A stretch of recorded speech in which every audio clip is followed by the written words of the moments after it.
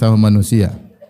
Dan di antara akhlak kepada Allah yaitu menerima segala keputusannya.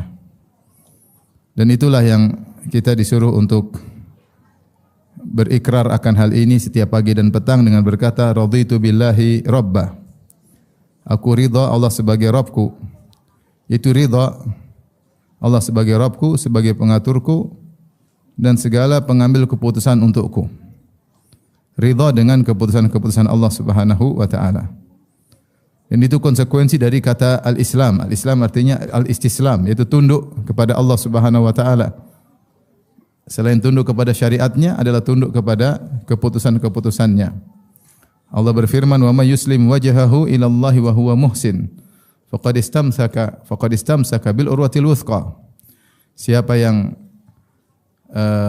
menyerahkan wajahnya kepada Allah dan dia dalam kondisi berbuat ihsan, berbuat baik, maka dia telah berpegang dengan tali yang kuat.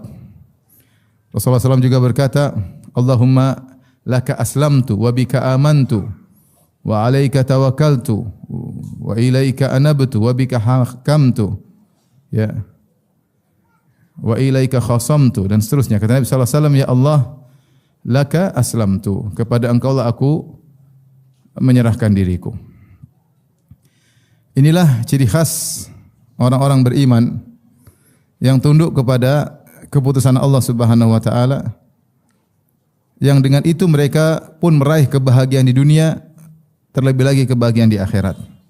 Salah satu sebab utama seorang bahagia di atas muka bumi ini yang penuh dengan ujian dan cobaan adalah ridha dan tunduk dengan keputusan Allah Subhanahu wa taala. Karenanya Rasulullah SAW bersabda, ajaban li amril mu'min, inna amrahu kullahu khair wa laysa dzalika illa lil mu'min. Kata Nabi SAW, sungguh menakjubkan perkara seorang mukmin, sungguh perkaranya seluruhnya adalah baik, dan itu tidak berlaku kecuali kepada seorang mukmin. In asabahu sarra syakara fakana khairan lahu wa in asabahu ad-dharra sabara fakana khairan lahu. Jika dia mendapatkan kesenangan, maka dia pun bersyukur dan itu baik baginya. Dan jika dia mendapatkan atau ditimpa dengan keburukan, maka dia bersabar dan itu juga baik baginya. Dan ini ciri utama orang beriman. Beriman kepada takdir, salah satu dari rukun iman, iman yang keenam. Ya. Yang mungkin tidak pernah dibahas dalam agama-agama yang lain. Beriman kepada takdir. Karenanya apa yang ditimpa oleh kaum mukminin berupa kesulitan-kesulitan, penderitaan-penderitaan, menjadikan orang-orang non-muslim takjub dengan mereka. Bagaimana kaum muslimin kita lihat diuji dengan berbagai macam ujian, ya, dengan berbagai macam penderitaan, namun mereka tegar. Mereka sangat tegar. Contoh nyata depan mata kita adalah saudara-saudara kita di Palestina. Ya, bagaimana mereka tegar tidak lain karena bersandar kepada Allah Subhanahu wa taala. Ya, meyakini ya segala keputusan Allah Subhanahu wa taala yang terbaik bagi mereka. Sehingga mereka bisa kuat dan tegar. Dan juga kita sering mendengar bagaimana para dokter-dokter non-muslim ketika menghadapi pasien-pasien muslim. Mereka dapati bahwasanya pasien-pasien muslim begitu sabar dan tegar karena mereka terbiasa tunduk kepada takdir Allah Subhanahu wa taala. Ya. Dan demikian pula ya, secara umum seorang mukmin yang beriman dia akan tegar dalam menghadapi ujian-ujian kehidupan. Ibu yang dirahmati oleh Allah Subhanahu wa taala, pembahasan ini sangat penting bagi kita semua ya. Karena kita tahu dalam kehidupan ini tidak semuanya berjalan dengan yang kita inginkan. Tidak semua cita-cita kita tercapai. Bahkan apa yang kita angan-angankan terkadang yang terjadi adalah bertolak belakang. Ya, sebagaimana dikatakan seorang ingin berlabuh ke utara, ternyata angin bergerak menuju selatan. Sehingga dia sulit untuk berlabuh, tapi dia harus berlabuh. Masing-masing kita diuji. Saya rasa tidak ada seorang pun yang tidak diuji. Siapapun dia, mau dia pejabat, mau rakyat jelata, mau orang kaya, orang miskin, ya. Laki-laki, perempuan, ya. Ibu-ibu, bapak-bapak, suami, istri, ya. Anak-anak, orang dewasa, semuanya diuji. Coba tunjukkan kepada saya ada seorang yang tidak diuji, pasti enggak ada. Semuanya pasti sudah diuji dan sedang dalam ujian. Karena memang Allah Subhanahu wa taala ciptakan kita untuk diuji. Untuk diuji. Banyak ayat yang menunjukkan akan hal tersebut. Di antaranya Allah Subhanahu wa taala berfirman, "Alladzi khalaqal mauta wal hayata liyabluwakum ayyukum ahsanu amala." Dia yang menciptakan kehidupan dan kematian untuk menguji kalian, mana di antara kalian yang terbaik amalnya. Allah juga berfirman, "Kullu nafsin dha'iqatul maut wa nabluukum bisyarri wal khairi fitnah wa ilaina turja'un." Setiap yang bernyawa akan merasakan kematian. Wa nabluukum bisyarri wal khairi. Kami menguji kalian dengan kesenangan dan kesulitan. Sebagai fitnah, sebagai ujian. Wa ilaina turja'un, dan kepada kamilah kalian akan dikembalikan. Itu akan kalian kembali untuk menerima raport dari hasil ujian yang kalian kerjakan selama ini. Demikian juga Allah Subhanahu wa taala berfirman, Allah menciptakan alam semesta ini sebagai sarana prasarana untuk menguji manusia. Kata Allah Subhanahu wa taala, "Wa huwal ladzi khalaqas samawati wal arda fi sittati ayyamin wa kana 'arshuhu 'alal ma' liyabluwakum ayyukum ahsanu amala." Dan dialah Allah Subhanahu wa taala yang telah menciptakan langit dan bumi dalam waktu 6 hari, sementara arsy-Nya ketika itu sudah di atas air. Buat apa Allah menciptakan langit dan bumi? Liyabluwakum ayyukum ahsanu amala, untuk menguji kalian mana di antara kalian amalan yang terbaik. Jadi Allah ciptakan langit dan bumi ini untuk ujian kita, menguji manusia. Allah juga berfirman dalam surat Al-Kahf, "Inna ja'alna ma'alal ardi zinatan laha linabluwahum ayyuhum ahsanu amala." Sungguhnya kami telah menjadikan apa yang di atas muka bumi ini sebagai perhiasan, keindahan untuk menguji mereka mana di antara mereka amalannya yang terbaik. Nabi SAW juga bersabda, "Inna dunya hulwatun khadirah wa inna Allaha mustakhlifukum fiha liyanzura kaifa ta'malun wattaqud dunya wattaqun nisa fa inna awwala fitnati bani Israil kanat fin nisa." Kata Nabi SAW, sungguhnya dunia ini manis dan hijau, manis dirasakan, kemudian hijau dipandang, dan Allah menjadikan kalian hidup di atas muka bumi ini buat apa? Liyanzura kaifa ta'malun, untuk melihat bagaimana amal perbuatan kalian. Maka bertakwalah. Oleh karenanya kehidupan kita di atas muka bumi untuk diuji. Kita bukan seperti orang-orang kafir yang merasa bahwasanya dunia untuk kesenangan semata. Itu mindset mereka sebagaimana hewan. Kata Allah Subhanahu wa taala, "Walladzina kafaru yatamatta'una wa ya'kuluna kama ta'kulul an'amu wan naru mathwal lahum." Adapun orang-orang kafir, maka mereka bersenang-senang dan mereka hanya makan-makan sebagaimana binatang ternak yang makan. Wan naru mathwal lahum, kemudian tempat kembali mereka adalah di neraka Jahannam. Allah tidak menciptakan kita hanya sekedar untuk memuaskan hawa nafsu, untuk makan-makan, untuk melampiaskan hasrat, tidak. Itu semua hanyalah pernak-pernik kehidupan, tapi tujuan utama adalah untuk diuji, Dan namanya ujian adalah hal yang banyak di antaranya hal-hal yang tidak kita sukai, yang tidak menyenangkan hati, yang memilukan hati. Namun itulah ujian. Siapa yang lulus, maka dia akan meraih hasil yang terbaik di dunia sebelum di akhirat. Maka kita harus tanamkan dalam hati kita, ibu-ibu rahmati Allah Subhanahu wa taala, bahwasanya kita hidup ini untuk diuji. Saya rasa semuanya diuji. Ibu-ibu ada enggak yang enggak diuji? Enggak ada, semuanya diuji. Ada yang diuji karena suaminya selingkuh lah, diuji suaminya poligami lah, diuji suaminya pelit lah. Dan juga banyak suami diuji sama istrinya, ngomel mulu lah. Maunya ke salon-salon mahal padahal duitnya enggak ada. Maunya beli tas-tas branded padahal suaminya enggak punya duit, ya. Ada yang diuji dengan mertuanya. Ada yang diuji dengan mantunya. Ada enggak diuji dengan mantunya? Ada. Mantu kurang ajar, tidak menghargai anak. Ada yang diuji dengan mertuanya. Mertuanya tidak menghargai dia, merendahkan dia, menghinakan dia. Dia mantu yang miskin, mertuanya kaya, dia terhina, kasihan. Ada yang seperti itu, ada. Ada berarti kau seperti itu. Ada yang diuji dengan orang tuanya sendiri. Ada yang diuji dengan anaknya. Diuji dengan kesenangan, diuji dengan penderitaan. Intinya, semua orang diuji.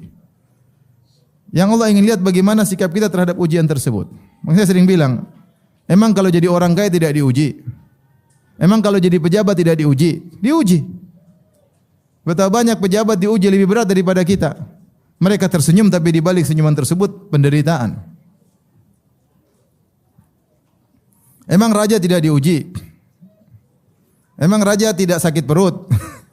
Emang cuma kita aja yang mencret? Raja juga mencret. Siapa bilang raja tidak pernah mencret? Emang raja tidak pernah diomelin istri? Semua diuji, enggak ada yang enggak diuji. Emang cuma si miskin yang tidak bisa tidur memikirkan sesuatu. Terkadang orang si kaya tidak bisa tidur. Oleh karenanya hidup ini pasti ujian. Nah, sekarang bagaimana agar kita ridha dengan ujian tersebut? Agar kita tunduk dan pasrah dengan segala keputusan Allah Subhanahu wa taala. Ya. Terutama ibu-ibu yang kadang-kadang ibu-ibu hatinya lemah ya. Baper sehingga ketika dikasih ujian kurang siap menghadapinya. Ya. Oleh karenanya perlu kita berpasrah diri di hadapan keputusan Allah Subhanahu wa taala. Apa yang dimaksud dengan pasrah dan tunduk kepada keputusan Allah Subhanahu wa taala? Maksudnya yaitu kita ridha bahwasanya apa yang Allah berikan itu yang terbaik bagi kita. Itu namanya kita pasrah. Kita pasrah, kita sebagai makhluk, Allah yang mengatur kita, Dia berhak melakukan apa yang Dia kehendaki bagi kita. Dan apa yang Allah pilihkan itu yang terbaik, itu namanya ridha. Bukan berarti ridha kepada keputusan Allah tidak boleh menangis, bukan berarti demikian. Nangis, sedih itu biasa. Sedih, khawatir, gelisah, tetapi tetap ada ridha. Makanya Ibnu Qayyim rahimahullah taala membahas tentang masalah ini. Beliau berkata, apakah seorang menangis, apakah orang kesakitan berlawanan dengan ridha? Tidak berlawanan. Sebagaimana seorang yang sakit, dia harus minum obat yang pahit dan dia ridha minum obat pahit tersebut. Meskipun dia rasa pahit ketika minum obat tersebut, tapi dia ridha. Karena dia tahu ini obat yang terbaik bagi dia. Meskipun pahit, dia tidak suka, dia telan obat tersebut. Dia minum jamu tersebut. Dia menjalani proses misalnya operasi, dia tahu ini tidak menyenangkan, tapi dia ridha dengan keputusan tersebut. Ini ridha. Tidak ridha itu namanya protes. Kenapa Allah ginikan saya? Kenapa harus saya yang terkena musibah ini? Apa kesalahan saya? Kenapa Allah ambil anak saya? Kenapa begini, kenapa begitu? Itu namanya protes dengan keputusan Allah.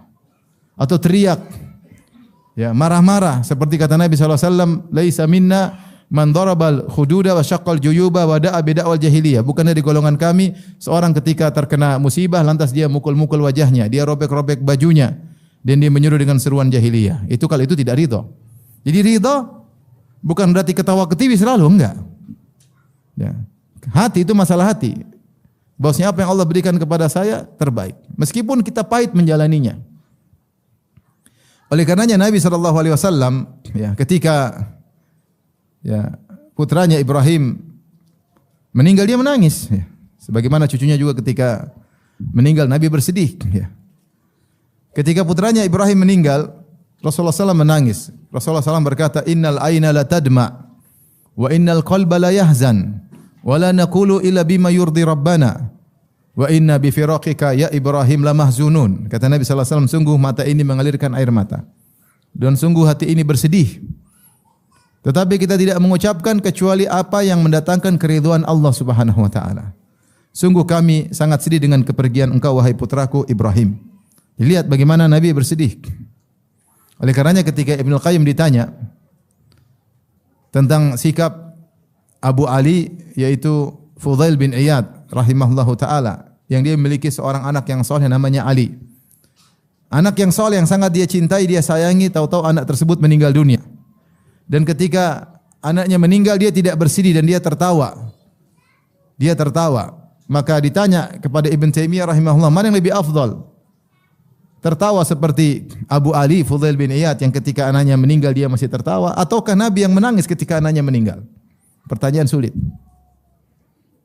Maksudnya apakah Fudail bin Iyad lebih ridha daripada Nabi sallallahu alaihi wasallam?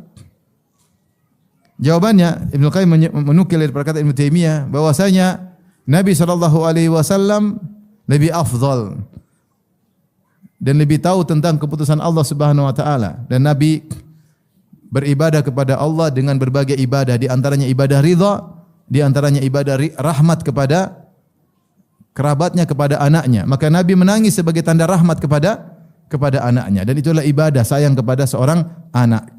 Sementara Fudail bin Iyad dia mendominasi sisi ridha dan tidak bisa melakukan ibadah rahmat kepada sang anak, maka dia melakukan satu sisi ibadah saja. Adapun Nabi SAW ya melakukan berbagai macam ibadah, di antaranya ibadah ridha kepada keputusan Allah dan ibadah rahmat kepada sang anak. Makanya beliau menangis, menunjukkan rahmat hati yang luar biasa kepada sang anak, dan sayang kepada anak adalah ibadah. Oleh karenanya namanya ridha kepada keputusan Allah bukan berarti tertawa tertiwi ketika terkena musibah, bukan berarti menunjukkan kegembiraan, tidak harus demikian. Yang penting seorang hatinya tahu ini keputusan Allah dan yakin yang terbaik, maka dia sudah mencapai derajat apa? Ridha. Mencapai derajat ridha, yaitu pasrah kepada keputusan Allah Subhanahu wa taala. Adapun jika dia protes, yaitu baru tidak ridha, ya. Tentunya juga bukanlah yang dimaksud dengan ridha kepada keputusan Allah kemudian seorang pasrah tidak melakukan usaha, ya. Seorang tetap berusaha, dia sakit, dia ridho dengan keputusan Allah, tapi dia berusaha berobat. Dia berusaha berobat, ya. Ada masalah dia hadapi, dia ridho bahwa ini Allah takdirkan masalah ini, tapi dia berusaha mencari solusi. Dia mencari solusi.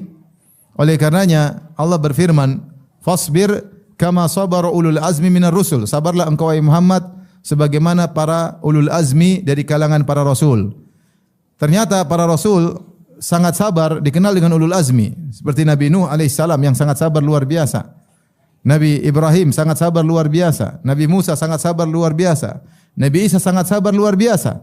Kata Allah, sabarlah engkau Muhammad seperti kesabaran mereka, tapi Allah sifati mereka dengan ulul azmi, yaitu orang-orang yang memiliki tekad. Menunjukkan apa? Dalam kesabaran mereka, mereka punya tekad yang kuat untuk mencari yang terbaik. Makanya Nabi Nuh alaihissalam ketika pasrah, ternyata dia berdakwah sekian ratus tahun tidak beriman, dia tetap berdakwah. Sampai Allah mengatakan, lan yu'mina, tidak akan beriman kepada engkau illa man qad aman, kecuali yang telah beriman. Baru setelah itu dia tahu bahwasanya dia berdakwah pun tidak mungkin bisa ada hasilnya, karena Allah Subhanahu wa taala mengatakan umatmu tidak akan beriman lagi. Lan yu'mina laka illa min qaumika illa man qad aman. Bahwasanya tidak ada lagi beriman kecuali yang telah beriman. Tapi selama itu dia tetap berusaha. Jadi maksud saya ridha kepada keputusan Allah bukan berarti seorang kemudian tunduk hanya sekedar diam di rumah, tidak beraktivitas, tidak berusaha mencari solusi, itu kesalahan. Jadi ridha adalah tahu ini yang terbaik dari Allah dan berusaha melakukan yang terbaik sehingga berusaha mencari solusi yang disyariatkan. Taib, ibu yang dirahmati Allah Subhanahu wa taala. Nah, bagaimana cara kita pasrah dengan keputusan Allah Subhanahu wa taala?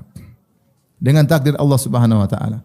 Yang pertama, ibu-ibu yang dirahmati Allah Subhanahu wa taala, apa sih takdir? Takdir kata Al-Imam Ahmad rahimahullah taala, al-qadar qudratullah. Takdir adalah kekuasaan Allah. Al-qadar qudratullah. Takdir adalah kekuasaan Allah Subhanahu wa taala. Maksudnya bagaimana? Adanya takdir menunjukkan Allah Maha Kuasa. Apa sih mekanisme takdir atau filosofi takdir? Takdir itu maksudnya sebelum Allah ciptakan alam semesta, Allah tulis dulu apa yang akan terjadi. Allah tahu apa yang akan terjadi. Allah sudah rencanakan dan Allah tulis rencana tersebut di sebuah kitab namanya Lauhil Mahfuz. Setelah Allah tuliskan, kemudian Allah eksekusi, Allah jalankan. Maka semua yang terjadi sejak saat kali Allah mengeksekusi pertama kali sampai hari kiamat, maka sesuai dengan apa yang telah Allah rencanakan, yang telah Allah tuliskan. Makanya Nabi SAW bersabda, Inna Allaha kataba maqadiral khalaiq qabla an yakhluqas samawati wal ard bi 50 alf sanah. Allah mencatat takdir seluruh makhluk yang akan terjadi Allah catat 50.000 tahun sebelum Allah ciptakan langit dan bumi. Jadi sebelum langit dan bumi diciptakan 50.000 tahun sebelumnya Allah sudah catat semua takdir makhluk yang akan terjadi di alam semesta. Nabi juga SAW bersabda, "Awwalu ma khalaqallahu al-qalam, faqala lahu uktub." Pertama kali Allah ciptakan adalah pena, lalu Allah berkata, "Tulislah wahai pena." Pena berkata, "Wa madza aktub?" Apa yang aku tulis ya Allah? Kata Allah Subhanahu wa taala, "Uktub ma huwa kainun ila yaumil qiyamah." Tulislah semua yang akan terjadi sampai hari kiamat. Maka setelah itu pena menulis di Lauhil Mahfuz 50.000 tahun sebelum menciptakan langit dan bumi. Kemudian pena selesai menulis. Rufi'atil aqlam wa jaffatis suhuf. Pena diangkat, lembaran Lauhil Mahfuz sudah kering. Tidak akan berubah. Tidak ada yang bisa menipeks. Tipeks enggak ada. Tidak akan berubah. Wa jaffatis suhuf. Lembaran sudah kering, tidak akan berubah. Oleh karenanya baru Allah mengeksekusi. Apa yang terjadi, semua yang terjadi. Tidak ada yang keluar dari garis yang telah Allah canangkan, yang Allah telah rencanakan. Itu namanya takdir. Ibarat yang sering saya sampaikan, seperti kalau kita di dunia ini ada seorang arsitek misalnya, dia ingin bikin rumah, maka dia tulis gambar rumah tersebut, kemudian dia canangkan RAB-nya berapa, dia rencanakan berapa lama akan dilakukan proyek ini, perkiraan, keuntungan, semuanya dia tulis, kemudian dia eksekusi. Namun betapa sering rencananya tidak sesuai. Ternyata ada yang miss, ilmu dia kurang, oh ternyata ini kurang. Ternyata ada perubahan nilai mata uang, oh ternyata harga bisa berubah. Ternyata sang pemilik rumah di tengah jalan pingin tambah kamar satu misalnya, sehingga rubah lagi. Ternyata ada kejadian alam, force major, sehingga tidak bisa dilanjutkan. Ternyata tukang-tukangnya pada mogok, sehingga berubah semuanya, bisa berubah. Dan itu yang terjadi. Karena sang arsitek ilmunya terbatas, pengetahuannya terbatas, kemampuannya terbatas. Lain halnya Allah Subhanahu wa taala, kalau Allah yang menentukan, Allah tulis, maka semuanya terjadi, tinggal kun fayakun. Tidak ada yang keluar dari takdir Allah Subhanahu wa taala. Inilah konsep takdir. Sehingga semua apa yang menimpa kita ibu-ibu, apa yang menimpa kita, semuanya sudah dicatat oleh Allah Subhanahu wa taala. Dan tujuannya Allah menulis takdir ini bukan untuk kita cari tahu, ya Ustaz bisa tunjukkan enggak Lauhil Mahfuz? Enggak. Itu hal gaib, tidak ada yang tahu. Allah sembunyikan takdirnya, tidak Allah beritahukan kepada malaikat dan tidak Allah beritahukan kepada para nabi, kecuali sebagian saja Allah kasih tahu. Tidak ada yang tahu isi Lauhil Mahfuz. Tidak ada. Makanya Allah sebutkan tujuan dari adanya takdir, kata Allah Subhanahu wa taala dalam surat Al-Hadid, "Ma asaba min musibatin fil ardi wala fi anfusikum illa fi kitabin min qabli an nabra'aha. Inna dzalika 'ala Allah yasir. Likai la ta'sau 'ala ma fatakum wa la tafrahu bima atakum. Wallahu la yuhibbu kulla mukhtalin fakhur." Kata Allah Subhanahu wa taala, tidak ada satu musibah pun yang menimpa di atas muka bumi ini, apapun yang terjadi, bencana alam, banjir ya, gempa bumi, gunung meletus, apapun, kebakaran ya. Ma asaba min musibatin fil ardi, tidak ada satu musibah pun yang menimpa di atas muka bumi ini. Wala fi anfusikum, dan juga tidak musibah yang menimpa diri kalian. Kecelakaan lah, sakit lah, ya. Sakit fisik, sakit hati, ya. Anak meninggal, kemudian kekurangan harta, ya. Banyak menimpa seseorang, ya. Illa fi kitabin min qabli an nabra'aha. Semuanya telah tercatat di Lauhil Mahfuz sebelum kami mengeksekusinya, sebelum kami menciptakannya. Inna dzalika 'ala Allah yasir. Yang seperti itu sangat mudah bagi Allah. Allah Maha Kuasa. Sebelum Allah ciptakan, Allah tulis dulu, mudah bagi Allah. Tapi buat apa faedahnya? Likai la ta'sau 'ala ma fatakum. Kalau ada suatu kebaikan yang luput darimu, yang kau harapkan tidak kau dapatkan, cita-citamu yang kandas, harapanmu yang pupus, maka jangan kau putus asa. Karena semuanya telah dicatat oleh Allah. Kau boleh berharap, kau boleh bercita-cita, tapi yang menentukan semuanya siapa? Allah Subhanahu wa taala. Ini yang pertama. Jadi kalau ada yang tidak kita sukai, jangan putus asa. Sebaliknya, kalau kita berhasil, wala tafrahu bima atakum, maka jangan sombong dengan apa yang Allah berikan kepadamu. Kalau tiba-tiba seorang kaya raya, tiba-tiba seorang bahagia, ketahuilah semua dari Allah. Semua dari Allah. Allah telah mentakdirkannya. Itu tujuan kita beriman dengan takdir, pasrah dengan keputusan Allah. Tidak putus asa dari apa yang menimpa dan tidak sombong dengan apa yang telah Allah berikan kepada kita. Jadi ini yang pertama, seorang mengetahui bahwa segala sesuatu yang terjadi sudah ditakdirkan oleh Allah. Dan takdir adalah kekuasaan Allah. Ibu bisa lihat bagaimana alam semesta. Siapa yang bikin alam semesta? Allah Subhanahu wa taala. Dengan aturan yang begitu canggih, alam semesta ini Allah bikin dengan keterkaitan yang begitu rumit. Ini seandainya alam semesta diperlihatkan, tentu orbit-orbit planet-planet, orbit bintang-bintang semua luar biasa. Gampangannya bagaimana matahari yang mungkin sudah berjalan selama entah juta tahun yang tetap pada orbitnya. Wa kullun fi falakin yasbahun. Matahari rembulan pada orbitnya, bintang-bintang dan yang lainnya. Luar biasa. Ya. Bagaimana Allah bisa mengatur alam semesta luar biasa seperti ini? Bagaimana Allah menciptakan manusia yang luar biasa? Bagaimana Allah menyiapkan sarana prasarana untuk manusia? Bagaimana Allah menjadikan ternyata dalam bumi berbagai macam kekayaan yang cocok untuk keperluan manusia, banyak sekali. Ya, ini menunjukkan Allah sangat luar biasa profesional ketika mengatur alam semesta ini. Aturan yang sunnatullah yang luar biasa. Yang kemudian muncullah pakar-pakar, setelah itu Allah bukakan ilmu mereka sedikit-sedikit sehingga mereka akhirnya menemukan rumus-rumus aturan-aturan alam semesta. Rumus kimia itu akibat apa? Maksudnya alam semesta aturan yang sudah berjalan. Siapa bikin aturan tersebut? Allah Subhanahu wa taala. Rumus-rumus fisika itu apa? Yang bikin siapa? Allah Subhanahu wa taala. Aturan-aturan yang Allah jalankan baru kemudian terungkap oleh seseorang, oh ternyata begini aturannya. Oh ternyata begini aturannya. Jadi seorang yang melihat alam semesta dia tahu pengaturnya sangat hebat, luar biasa. Nah, demikian juga Allah bukan cuma mengatur alam semesta, Allah juga mengatur kehidupan setiap hamba. Kalau kita pasrah dengan keputusan Allah, kita tahu pasti yang terbaik. Pasti yang terbaik dengan syarat pasrah dengan keputusan Allah Subhanahu wa taala.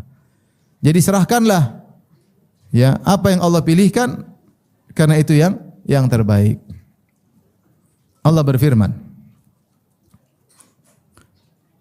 wa rabbuka yakhluqu ma yasha'u wa yakhtar ma kana lahumul khiyarah, dan dialah Rabbmu yang telah menciptakan apa yang dia kehendaki dan memilihkan apa yang dia kehendaki, bukan pilihan kita. Ma kana lahumul khiyarah, tidak ada pilihan bagi mereka. Siapapun kita, hebatnya kita, tinggi jabatan kita, pilihan bukan di tangan kita. Ada sebagian kita bisa milih dan banyak bukan pilihan kita. Bahwasanya alam semesta ini ada yang mengatur, kehidupan kita juga ada yang mengatur. Jadi ketika kita tahu yang mengatur adalah zat yang maha hebat, serahkanlah dia yang mengatur. Apa yang dia pilih pasti yang terbaik. Kita ini banyak milih untuk diri kita sendiri, ternyata keliru. Ternyata salah. Kenapa? Ilmu kita minim. Kita enggak tahu tentang masa depan. Ilmu kita mikro, kita enggak tahu hal-hal yang seputar kita. Adapun Allah tahu. Si fulan ini bagaimana Allah tahu. Ketika Allah pilihkan sesuatu, maka terimalah, pasrah, ini yang terbaik dari Allah Subhanahu wa taala. Tapi yang berikutnya, agar kita tunduk kepada keputusan Allah, sering kita belajar tentang al-asma al-husna, nama-nama Allah yang terindah. Terutama nama-nama Allah Al-Hakim, ya, Allah Maha Bijak, ya. Dan juga Allah Maha Adil. Allah Maha Adil. Allah Maha Bijak dan Allah Maha Adil, ya. Demikian juga Allah Maha berilmu. Allah Maha berilmu, Allah Maha mengetahui, Allah Maha bijak dan Allah Maha adil. Taib. Allah Maha berilmu, yaitu Allah tahu segala sesuatu, ya. Dan Allah mengurusi hambanya satu persatu. Allah tahu tentang kita secara detail. Afaman huwa qaimun ala kulli nafsin bima kasabat. Kata Allah, apakah sama, yaitu sembahan-sembahan selain Allah, apakah sama dengan Zat yang mengurusi setiap jiwa. Yang ingin sampaikan kepada ibu-ibu, kita ini diurusi oleh Allah person demi person. Bukan diurusi oleh Allah secara global, bukan. Kalau kita tahu di pabrik-pabrik atau di perusahaan, direktur hanya ngurus secara global. Dia tidak bisa mengetahui secara detail anak buahnya. Kenapa? Kemampuan dia terbatas. Raja tidak bisa mengurusi seluruh rakyatnya dengan detail. Dia pasti punya direksi-direksi anak buah, di bawahnya lagi anak buah. Kenapa? Kemampuannya terbatas. Beda dengan Allah Subhanahu wa taala. Allah ngurusin kita, mengilmui kita secara detail. Jangankan kita, bahkan daun yang jatuh saja Allah urusin. Kata Allah Subhanahu wa taala, "Wa ma tasqutu min waraqatin illa ya'lamuha." Tidak ada satu daun pun yang jatuh kecuali Allah mengetahuinya. Jadi kita tahu di alam semesta ini daun begitu banyak. Jangankan daun, pohon begitu banyak. Satu pohon berapa daun ibu-ibu? Ada yang pernah hitung? Baik. Jadi daun di alam semesta ini entah berapa triliun. Tetapi kata Allah Subhanahu wa taala ada satu daun yang jatuh entah di belantara Afrika, ada daun satu jatuh, Allah tahu tentang daun tersebut. Kenapa? Karena daun ini ciptaan Allah Subhanahu wa taala. Jangankan kita manusia, setiap hewan melata Allah tahu urusannya. Allah mengatakan, "Wa ma min dabbatin fil ardi illa 'ala Allahi rizquha wa ya'lamu mustaqarraha wa mustaudaha." Kata Allah, tidak ada satu hewan melata di atas muka bumi, cacing kek, apa kek, serangga kek, kecuali rizkinya diatur oleh Allah Subhanahu wa taala. Wa ya'lamu mustaqarraha wa mustaudaha. Allah tahu di antara makna mustaqar kata Ibnu Katsir itu Allah tahu di mana sarangnya, wa mustaudaha di mana Allah tahu di mana mainnya. Ini hewan ini ketika keluar dari sarangnya dia kemana Allah tahu. Maka Allah akan siapkan rezekinya. Jadi Allah ngatur hewan satu persatu. Dalam sebagian tafsiran mustaqarrah mustaudaah maksudnya Allah tahu kapan lahirnya hewan ini dan kapan matinya hewan ini, maka Allah atur rezekinya dari dia hidup sampai dia mati. Allah sudah atur. Itu hewan. Gimana lagi dengan manusia? Daun saja Allah urusin, bagaimana lagi dengan manusia? Jadi kita ini diurusin oleh Allah. Ilmu Allah mengetahui tentang kita secara detail, secara detail. Buktinya apa? Betapa sering kita berdoa, bisik-bisik, doa kita dikabulkan. Berarti Allah dengar enggak bisikan-bisikan kita? Dengar. Dengar. Ya. Tapi tidak semua yang kita inginkan Allah kabulkan karena tidak maslahat bagi kita. Makanya Allah mengatakan, ya, walau basatallahu rizqa li ibadihi labagaw fil ard walakin yunazzilu biqadari ma yasha. Seandainya Allah bentangkan rizki kepada seluruh manusia, semuanya pada minta rizki Allah kasih, rusak mereka. Sombong, angkuh. Ini baru punya HP baru sudah sombong. Gimana ya kalau punya mobil baru? Gimana ya kalau punya istri baru? Gimana ya kalau punya rumah baru? Sombong. Manusia kalau diberikan semuanya akan angkuh.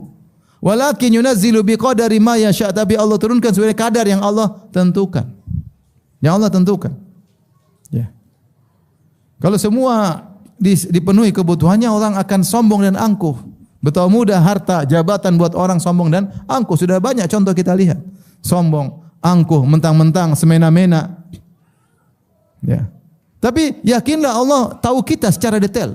Afaman huwa qaimun ala kulli nafsin bima kasabat. Apakah sama dengan zat yang mengurusi setiap jiwa satu persatu? Jadi ilmu Allah meliputi kita seluruhnya. Jangan khawatir saya enggak diurusin Allah. Enggak, kita semua diurusin oleh Allah. Kita diurusin semuanya oleh Allah. Maka di antara namanya Rabb. Ar-Rabb itu pengurus, ngurusin kita. Jadi kita husnudzon kepada Allah, saya diurusin oleh Allah. Saya salat Allah tahu, saya berdoa Allah tahu. Ya. Ini di antara nama Allah yang membuat kita pasrah dengan Allah, kita diurusin oleh Allah. Mana yang lebih hebat yang ngurusin kita? Orang tua kita atau Allah yang ngurusin? Allah Subhanahu wa taala. Orang tua ngurusin begitu hebatnya tapi masih ada tendensi duniawi, masih ada kepentingan terkadang bertentangan dengan kepentingan anaknya. Allah tidak ada. Tidak ada kepentingan sama kita. Allah ngurus kita karena murni kebaikan Allah Subhanahu wa taala. Taib ini Al-Alim, Allah mengetahui kita secara detail. Di antaranya Al-Hakim, bijak. Allah Subhanahu wa taala Maha bijak, Maha hikmah. Ketika Allah Subhanahu wa taala menetapkan suatu pada kita, pasti ada hikmah di balik segala keputusannya. Pasti ada hikmah. Cuma hikmah tersebut tidak Allah bukakan. Karena kalau setiap hikmah Allah bukakan tidak ada ujian. Misalnya Nabi Yusuf dikasih tahu, kau di penjara, dijual jadi budak di penjara karena kau akan menjadi bangsawan. Kira-kira Nabi Yusuf ketika di penjara ketawa ketiwi enggak? Ketawa ketiwi. Ketika dibuang sama kakaknya masuk sumur, dia sudah tahu, ini ujian pertama, nanti saya bakalan jadi bangsawan. Dia ketawa ketiwi. Kalau gitu nilai ujian enggak ada, padahal kita diciptakan untuk diuji. Maka hikmah itu Allah tutup supaya kita diuji. Tapi kita yakin di balik itu pasti ada hikmah. Pasti ada hikmah. Dan di antara rahmat Allah,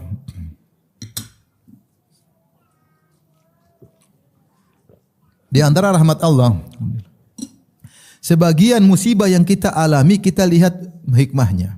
Tapi tidak semua Allah tampakkan. Sebagian musibah yang kita alami kita lihat hikmahnya di balik itu. Terkadang langsung, terkadang butuh waktu bertahun-tahun. Benar ini. Oh ternyata ada hikmahnya. Oh ternyata ada hikmahnya. Allah tidak ungkap langsung, kadang-kadang bertahun-tahun. Nah, sebagian ujian kita belum paham. Tapi cukup apa yang Allah sudah bukakan hikmahnya kita analogikan, kita kiaskan. Selesai. Bukankah kau pernah mengalami musibah dan kau tahu hikmahnya di balik itu? Nah, banyak musibah yang kau tidak paham hikmahnya, sudah kau hukumnya sama. Pasti ada hikmah dengan syarat engkau bersabar, husnudzon kepada Allah Subhanahu wa taala. Maka Allah Al-Hakim, tidak mungkin Allah berbuat sesuatu ngawur, enggak mungkin. Ya. Ketika Allah membinasakan para mujrimin, itu pun di atas hikmah kebijakan Allah Subhanahu wa taala. Ketika Allah menguji orang-orang beriman, itu pun atas kebijakan Allah Subhanahu wa taala. Tidak mungkin Allah menciptakan atau memutuskan suatu perkara abathan, hanya sia-sia, hanya main-main, hanya senda gurau. Tidak. Kita yakin Allah Maha bijak. Ini membuat kita tenang. Apapun yang menimpa kita pasti ada hikmahnya dan pasti baik. Makanya di antara tafsiran firman Allah, "Ma kana lahumul khiyarah wa rabbuka yakhluqu ma yasha'u wa yakhtar" dalam surat Al-Qasas. Dan dialah Allah yang menciptakan apa yang Dia kehendaki, yaitu mengeksekusi apa yang Dia inginkan. Wa ma tasyauna illa yasha'allahu rabbul alamin, apa yang kalian kehendaki di bawah kehendak Allah Subhanahu wa taala. Apa yang kau kehendaki, yang Dia kehendaki, yang terjadilah kehendak Allah, bukan kehendakku, bukan kehendakmu. Wa rabbuka yakhluqu ma yasha', Allah menciptakan apa yang Dia kehendaki, wa yakhtar, dan Dia memilih apa yang Dia kehendaki. Maka lahumul khiyarah, tidak ada pilihan bagi mereka. Ini tafsiran pertama. Dan ini tafsiran mayoritas ulama. Sebagian ulama seperti Ibnu Jarir At-Tabari menafsirkan maka lahumul khiyarah, maksudnya apa yang Allah pilihkan bagi mereka itu yang terbaik. Maka lahumul khiyarah. Ma di sini bukan ma nafiyah tapi ma al-mausulah. Kalau yang pertama maka lahumul khiyarah, tidak ada pilihan bagi mereka, ma adalah ma an-nafiyah. Tapi tafsiran kedua ma adalah al-mausulah, yaitu alladzi kana lahum al-khiyarah. Apa yang Allah tetapkan adalah yang terbaik bagi mereka. Dan itu pasti ada hikmahnya karena Allah adalah Al-Hakim, Maha Bijak. Tapi di antaranya yang perlu kita renungkan ibu yang rahmati Allah Subhanahu wa taala. Allah adalah Maha Adil. Allah Maha Adil. Saya bawa sedikit perenungan ya. Allah Maha Adil. Tapi mungkin ada yang bertanya, Ustaz, kenapa dia cantik, saya kok kurang cantik? Mana keadilan Allah Subhanahu wa taala? Ketahuilah, masing-masing ada ujiannya. Si cantik ada ujiannya enggak? Ada ujiannya, mungkin tidak seperti si kurang cantik. Gara-gara dia cantik, maka dia sering joget-joget di TikTok. Tergoda dia ingin menampilkan kecantikannya. Coba yang wajahnya kurang cantik, malu. Sudah elek, ireng, TikTokan ya. Sehingga dia terjauhkan dari maksiat. Orang cantik terkadang terkena banyak musibah. Bukankah Nabi Yusuf alaihissalam di penjara gara-gara ganteng? Coba kita bukan enggak ada yang ganteng, maksudnya kurang ganteng, makanya enggak ada yang di penjara. Nabi Yusuf alaihissalam gara-gara ganteng di penjara. Benar enggak ibu-ibu? Benar. Gara-gara ganteng di penjara. Gara-gara dia ganteng digoda oleh Zulekha. Alhamdulillah Allah berikan iman yang kuat. Kalau enggak hilang, ya. Gugur. Maka masing-masing ada ujiannya. Jadi Allah Maha Adil. Allah Maha Adil. Ustaz, kenapa dia kaya saya miskin? Baik. Miskin kaya masing-masing ada ujiannya. Contoh saja saya sebutkan contoh masalah sedekah. Kata Nabi SAW, Sabaqa dirhamun mi'ata alfi dirham. Satu keping dirham mengungguli 100.000 dirham. Kok bisa? Wa kaifa dzalik? Kenapa bisa demikian? Rasulullah jelaskan bahwasanya ini seorang miskin, dia pulang ke rumahnya, dia mendapati 2 keping dirham. Maka dia pilih keping dirham yang terbaik. Keping dirham dari logam, dari fiddah, dari perak. Sama-sama misalnya nilainya 1 dirham, tapi ini kepingannya lebih bagus. Dia ambil kepingan yang lebih bagus daripada kepingan satunya, dia sedekahkan. Berarti dia sedekahkan 50% lebih hartanya. Minimal 50%. Yang satunya dia punya uang mungkin jutaan dirham.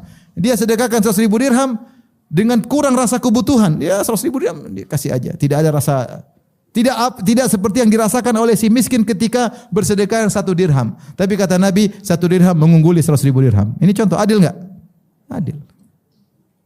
Sedekah ini tidak sama dengan sedekah yang sana. Ya. Si sakit dengan si sehat. Kalau badannya sehat, kadang-kadang sombong, kadang angkut, kadang kesehatannya buat kemaksiatan. Badannya six pack, jalan sana jalan sini pamer six packnya. Yang one pack malu. Roti sobek. Sehingga dia terpancing untuk macam-macam. Jadi masing-masing ada ujiannya, Jadi jangan pernah mengatakan Allah tidak adil. Baik. Saya pegawai, bos saya kaya raya, Ustaz gimana keadilan? Antum kira yang kaya raya belum tentu tidur nyenyak seperti antum. Antum makan Indomie langsung tidur nyenyak. Dia belum tentu. Sebagian, subhanallah. Mungkin Ustaz kenapa kita rakyat nggak jadi pejabat? Ya akhi, teman saya pejabat cerita. Pejabat tuh kadang tidur jam 2 malam masih rapat. Jam 2 malam masih rapat. Sampai subuh rapat. Diskusi tentang kegiatan politik. Antum ada isya sudah tidur, udah ngorok. Maksud saya, Allah Maha Adil. Masing-masing dengan ujiannya. Masing-masing dengan apa? Ujian. Si miskin bahagia ketika Lebaran dapat THR. Yang punya perusahaan pusing karena mau bagi THR. Pusing dia. Aduh, THR banyak sekali. Ini karenanya Allah Maha Adil. Apa yang Allah pilihkan ujian yang kita jalani. Ustaz, kenapa saya enggak terkenal? Enak orang terkenal. Apa enak yang terkenal? Di mana dikejar orang, diikuti oleh wartawan. Bikin sedikit akhirnya jadi berita. Harus selalu bersifat munafik di mana-mana kelihatannya oke. Sementara orang tidak terkenal cuek aja, enggak ada yang liput. Cuek aja, mau gini mau begitu ala kadarnya, seadanya. Tapi orang kalau terkenal selalu bersandiwara. Harus begini, kalau keluar sama istri harus tampilnya begini, lagi jalan di mana diikuti orang, seakan-akan mata melihat dia. Sedikit orang datang minta foto. Sedikit ada yang maki-maki. Terkenal kan? Ada yang maki, ada yang suka. Enggak ada orang terkenal, semua orang suka. Jarang. Nabi saja dimaki-maki, apalagi kita. Oleh karenanya, sudahlah, Allah Maha Adil. Allah Maha Adil. Maka, apa yang Allah berikan pada kita, kita terima. Taib. Ini yang keberapa tadi? Yang kedua ya. Itu kita menghayati beberapa nama-nama Allah. Tadi apa? Al-Alim, Al-Hakim, yang Maha Adil, masuk dalam Maha Bijak adalah Maha Adil. Kemudian Ar-Rahim, Al-Bar, yang Maha Sayang, yang Maha Baik. Allah Maha Sayang. Lebih sayang daripada ibu kita kepada kita. Ya. Sebaik-baiknya ibu terhadap kita, sesayang-sayangnya masih kalah dengan kasih sayang Allah Subhanahu wa taala. Seorang husnudzon kepada Allah. Apa yang Allah tetapkan adalah yang terbaik. Berikutnya yang ketiga, ibu yang dirahmati Allah Subhanahu wa taala. Ini poin penting. Rizki itu ada 2, ibu-ibu yang dirahmati Allah Subhanahu wa taala. Mungkin orang, kenapa saya miskin? Kenapa saya kurang cantik? Rizki. Ya, rizki itu banyak ya, ada keamanan, kesehatan tubuh, kecantikan, rizki, tampanan, duit banyak, mobil mewah, rumah luas, itu rizki semua. Ternyata rizki itu ada 2, rizki dunia sama rizki di akhirat. Rizki di dunia, rizki di akhirat. Jangan lupa. Jangan sampai seorang hanya fokus rizki di dunia, sehingga ternyata jatahnya di akhirat sedikit. Bisa jadi seorang jatah rizkinya di dunia sedikit, ternyata jatahnya di akhirat banyak. Allah menamakan kenikmatan surga dengan rizki, padahal banyak ayat. Ya, seperti firman Allah Subhanahu wa taala, "Lahum maghfiratun wa rizqun karim." Bagi mereka orang yang bertakwa, ampunan dan rizki yang mulia. Wa basyiril ladzina amanu wa amilus solihati anna lahum jannatin tajri min tahtiha al-anhar. Kullama ruziqu minha Ya, kata Allah, berilah kabar gembira kepada orang-orang yang beriman saleh bahwasanya bagi mereka surga yang mengalir di bawahnya sungai-sungai setiap mereka diberi rizki. Allah menamakan surga dengan apa? Rizki. Demikian juga seperti firman Allah Subhanahu wa taala terhadap istri-istri Nabi. Ketika istri-istri Nabi minta tambahan uang dapur, maka Allah turunkan ayat takhir. Ya ayuhan nabi qul li azwajika in kuntunna turidna hayatad dunya wa zinataha fata'alaina umatti'kunna wa usarrihkunna sarahan jamila. Wahai Nabi, katakan kepada istri-istrimu, kalau kalian menghendaki kehidupan dunia dan perhiasannya, maka saya kasih, tapi kita cerai baik-baik. Maksudnya Allah ingin ngajarin, yang mau hidup sama Nabi tidak boleh duniawi. Tidak boleh duniawi. Kalau duniawi tidak bisa hidup sama Nabi. Nabi hidupnya sederhana. Kalau kalian ingin harta, saya kasih, tapi kita cerai baik-baik.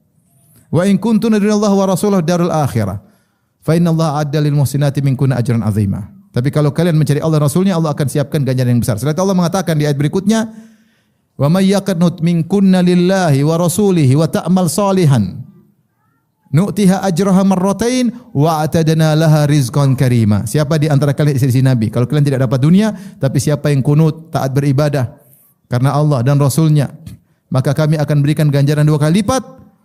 Wa atadna laha rizqan karima. Kami siapkan bagi dia rezeki yang mulia. Maksudnya apa? Di surga. Allah namakan kenikmatan surga dengan apa? Rizki. Demikian juga ketika penghuni neraka melihat penghuni surga lagi makan-makan, lagi senang-senang. Kata mereka, kata Allah, wa nada ashabun nari ashabal jannati an afidhu alaina minal ma'i aw mimma razaqakumullah. Berkata penghuni neraka kepada penghuni surga, wahai penghuni surga, berikanlah kepada kami sebagian rizki yang Allah berikan kepada kalian. Mereka lagi senang-senang. Rizki. Jangankan di akhirat, di alam barzah Allah namakan rizki. Wala tahsabanna alladhina qutilu fi sabilillahi amwatan, bal ahya'un 'inda rabbihim yurzaqun. Jangan engkau menyangka bahwasanya orang-orang yang meninggal di jalan Allah sudah mati. Sungguhnya mereka hidup, yaitu di alam barzah, inda rabbihim yurzaqun. Mereka di sisi Allah sedang diberi rizki, sedang bersenang-senang di alam barzah. Alam kubur menjadi taman surga. Nah, kita ini harus tahu rizki ada 2. Oleh karenanya, ketika kita tidak dapat rizki di dunia, mungkin dapat rizki di akhirat. Lihatlah bagaimana pemahaman Umar bin Khattab dan Abdurrahman bin Auf. Ini salah satu pemahaman para sahabat. Umar bin Khattab radhiyallahu anhu ketika melihat ada seorang sahabat yang lain kemudian beli sesuatu, dia mengatakan, apa itu? Buat apa? Kata Umar bin Khattab, apakah setiap kau ingin sesuatu kau beli? Apa setiap kau ingin sesuatu kau beli? Kata Umar, saya takut ini adalah kenikmatan rizki akhirat yang disegerakan. Yaitu para sahabat dahulu memahami kalau kita terlalu banyak nikmat-nikmat di dunia akan mengurangi jatah di akhirat. Ini mazhab sebagian sahabat. Di antaranya Umar bin Khattab. Di antaranya Abdurrahman bin Auf radhiyallahu taala anhu, ketika dia akan buka puasa, tahu-tahu dia ingat tentang Mus'ab bin Umair yang meninggal dalam kondisi sangat miskin, tidak punya apa-apa, sampai kain kafan untuk dirinya pun tidak cukup. Jika tutup kepalanya, idza ghattayna ra'sahu badat rijlahu. Kalau tutup kepalanya, kedua kakinya kelihatan. Wa idza ghattayna rijlaihi bada ra'suhu. Kalau tutup kakinya, kepalanya kelihatan. Miskin, kain kafan aja tidak cukup. Sehingga Abdurrahman bin Auf mengatakan, kemudian dibukakan dunia bagi kami. Dia khawatir bahwa sini adalah min thayyibatikum ujilat thayyibatukum fil hayatid dunya. Ini adalah kenikmatan surga, rizki surga yang disegerakan. Jadi maksud saya, bin rahmatillah subhanahu wa ta'ala, rizki ada 2. Kalau seorang ternyata di dunia rizkinya kurang, bisa jadi rizkinya banyak di akhirat. Orang yang rezekinya banyak di dunia belum tentu rezekinya banyak di akhirat, belum tentu. Kalau dia salah gunakan, rezekinya belum tentu banyak di akhirat. Maka usnudzon, ya. Allah Maha Adil. Allah Maha Adil. Jadi jangan kita jadikan dunia ini sebagai akhir dari segala sesuatu, tidak. Setelah ini ada alam berikutnya. Alam barzakh. Kau dapat rezeki enggak di situ? Belum tentu dapat. Setelah alam barzakh ada alam kebangkitan. Dapat rezeki enggak? Itu jadi pertanyaan kita. Maka seorang ketika dia di dunia mendapat musibah, dia ridha. Mungkin kekurangan harta, mungkin parasnya tidak seperti yang lain, mungkin kesehatan tidak seperti yang lain, mungkin ada rezeki-rezeki yang Allah siapkan di akhirat kelak. Oleh karenanya, apa kata Nabi SAW? Yawaddu ahlul afiyah hina yu'ta ahlul bawa minas thawab law anna juludahum kanat qurridat fid dunya bil maqarid. Maka orang-orang ketika Allah bagi-bagikan rezeki pahala di akhirat kelak, ternyata orang yang sering sakit-sakitan, yang sering terkena musibah dapat ganjaran yang sangat banyak. Sehingga orang yang masuk surga tapi dia ternyata hidupnya nyaman, dia pingin kembali lagi ke dunia, berangan-angan seandainya di dunia dulu kulit kami digunting-gunting oleh gunting besi. Kenapa? Karena dia tahu ternyata orang terkena musibah pahalanya sangat besar, rezekinya sangat banyak di akhirat. Tentunya kita tidak ingin dikasih musibah, tapi kalau dikasih musibah kita positive thinking. Jadi kita ridha dengan keputusan Allah Subhanahu wa taala.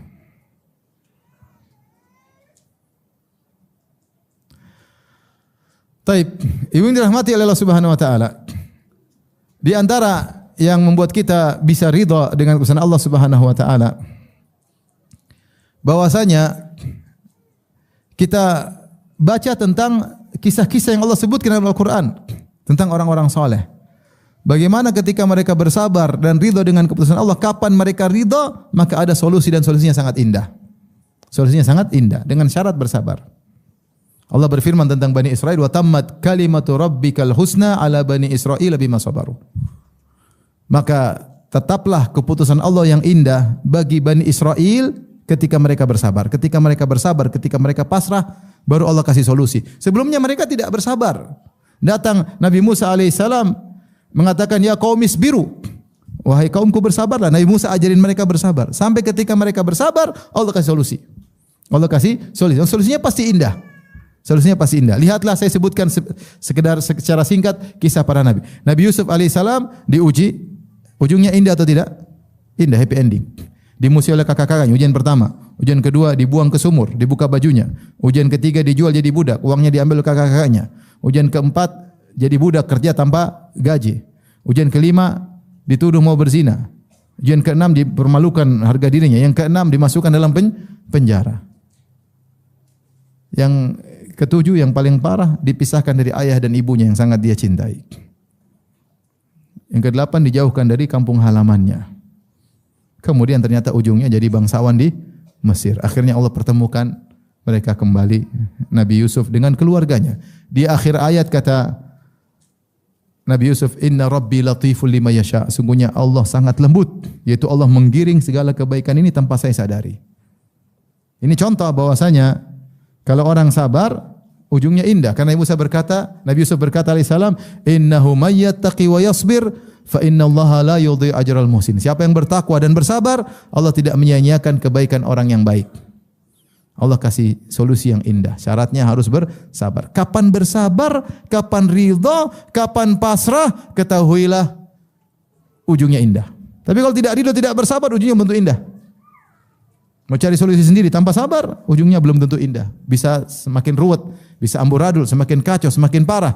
Tapi kalau sabar, hasilnya indah. Lihatlah Nabi Musa alaihissalam. Ketika dia dimusuhi oleh Fir'aun dan bala tentaranya, dikejar, ingin dibunuh. Jadi bandit ketika itu, bandit bagi kerajaan Fir'aun di Mesir. Maka dia harus kabur tanpa persiapan. Tadinya dia tinggal di istana mewah milik Fir'aun. Jadi anak angkat Fir'aun dengan kehidupan yang mewah, akhirnya dia harus pergi meninggalkan Mesir. Kabur, pergi menuju Madian tanpa persiapan sampai kelaparan. Kelaparan sambil disebutkan dia makan dedaunan karena dia pergi tanpa persiapan, berjalan ratusan kilo dari Mesir ke Madian, dari benua Afrika ke benua Asia. Luar biasa, antar benua. Sampai kelaparan. Sampai tubuhnya hijau karena banyak makan daun. Tapi ternyata diusir itu ada hikmahnya. Ternyata dia ketemu wanita solehah, luar biasa. Ternyata ada cewek solehah yang Allah siapkan di Madian. Antar benua, luar biasa. Tidak apa-apa, bolehkah nikah antar benua? Boleh. Jadi Allah siapkan wanita solehah ini. Wanita solehah ini yang tidak pernah interaksi sama laki-laki, tidak pernah ikhtilat sama laki-laki. Ternyata Allah siapkan lelaki soleh dari jauh. Dari Mesir datang menjemputnya. Subhanallah. Ternyata Nabi Musa juga mendapati mertua yang soleh. Ternyata Nabi Musa harus jadi penggembala kambing. Ternyata di balik penggembala kambing adalah persiapan dia untuk ngurusi umat. Dan setiap nabi pasti menggembalakan apa? Kambing. Siapa yang sangka Nabi Musa anak raja jadi penggembala kambing? Ternyata Allah atur dia jadi penggembala kambing. Hasilnya indah atau tidak? Indah. Dengan sabar. Lihatlah Nabi Ibrahim alaihissalam diusir dari negerinya. Harus keluar dari negerinya. Kemudian akhirnya dia bersabar, akhirnya berdoa kepada Allah dapat anak soleh. Akhirnya punya anak apa? Ismail. Istrinya cemburu, Sarah, dia sabar.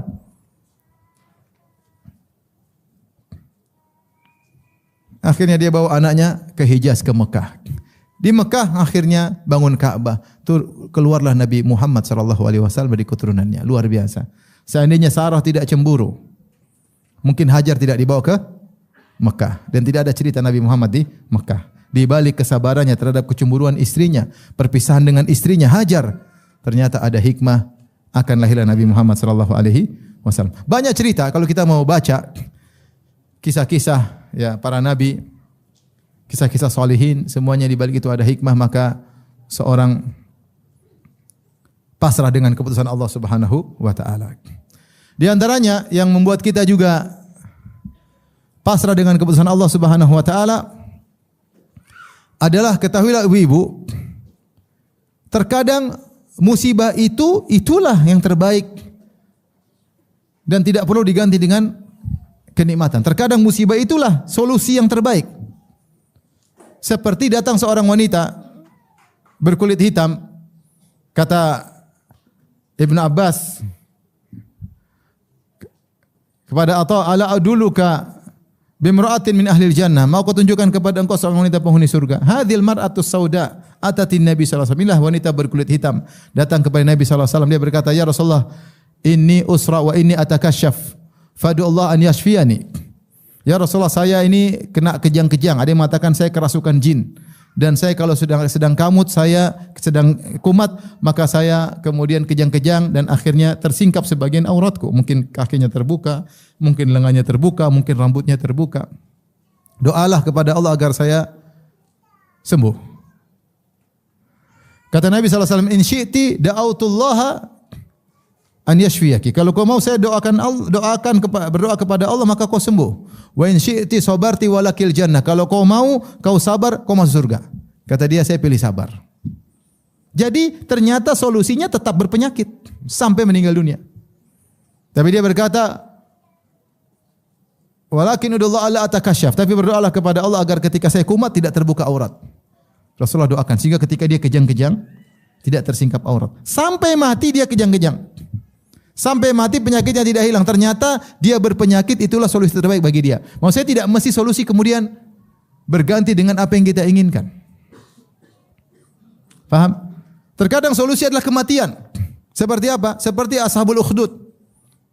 Kata Allah Subhanahu wa taala, ya, ketika sang raja zalim, maka dia kumpulkan orang beriman, laki-laki dan perempuan, dia gali parit, dia nyalakan api besar, kemudian dia bunuh mereka. Ternyata itu solusinya, mereka harus mati. Allah berfirman, innalladzina amanu wa amilus solihati lahum jannatun tajri min tahtihal anhar. Dzalikal fawzul kabir, kata Allah. Sungguhnya orang-orang yang disiksa, dibakar hidup-hidup, beriman dan beramal soleh, maka bagi mereka surga yang mengalir di bawahnya sungai-sungai. Itulah kemenangan yang besar. Makanya Haram bin Milhan radhiyallahu anhu ketika diutus oleh Nabi, kemudian ada orang berkhianat, kemudian ditikam dari belakang. Ditikam, akhirnya tembus, keluar darah di dadanya. Dia mengatakan, fuztu wa rabbil Ka'bah. Saya telah berhasil demi Allah Subhanahu wa taala. Jadi terkadang musibah itulah solusinya. Bukan hilangnya musibah. Bukan hilangnya apa? Musibah. Ada orang, Ustaz saya udah nikah 30 tahun, suami saya begitu-begitu saja Ustaz, bikin masalah terus. Ya mungkin itu solusinya begitu memang. Tidak ada penghujungnya. Seperti tadi wanita sakit sampai mati sakit, ya enggak? Allah tahu itu yang terbaik. Allah tahu itu yang terbaik. Makanya dalam surat Muhammad Allah Subhanahu wa taala berfirman, ya, Fa idza laqitumul ladzina kafaru fadharbar riqab hatta idza athkhantumuhum fashuddul wathaq fa imma mannan ba'du wa imma fidaan hatta tada'ul harbu awzaruha. Kemudian kata Allah, walau yasha'ullahu lantasara minhum. Kalau Allah berkehendak Allah akan menangkan mereka. Walakin liyabluwa ba'dakum bi ba'd. Tetapi Allah ingin menguji. Jadi memang Allah ingin kasih ujian. Allah terkadang tidak menangkan kaum muslimin, terkadang tidak menangkan. Memang Allah ingin mereka mati. Makanya Allah mengatakan kalau Allah berkehendak Allah menangkan selalu. Ternyata Allah tidak menangkan. Sebagaimana Ashabul Ukhdud Allah tidak menangkan. Memang Allah ingin mereka mati.